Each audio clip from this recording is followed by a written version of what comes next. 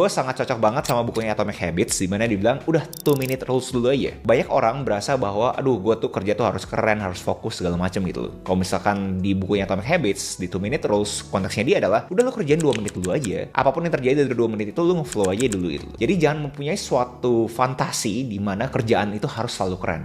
Akan ada kerjaan-kerjaan yang gak keren guys, and that's fine. Dan ngelebar dikit menurut gue ini yang namanya the law of big numbers kan, dimana lu kalau misalnya kuantitasnya luar biasa, pasti akan ada kan satu titik yang akhirnya eksponensial itu. Menerima kritik pasti, karena itu paling susah di awal-awal. Makanya kelas-kelas nulis di luar negeri, di hari pertama mereka belajar nulis, si instrukturnya biasanya bilang, mana tulisannya ditaruh di atas meja, tulis di atas meja.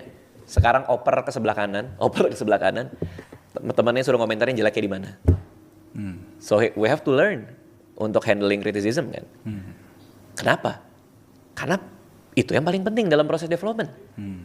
Di mana idenya bersedia dikritik dan dikembangkan.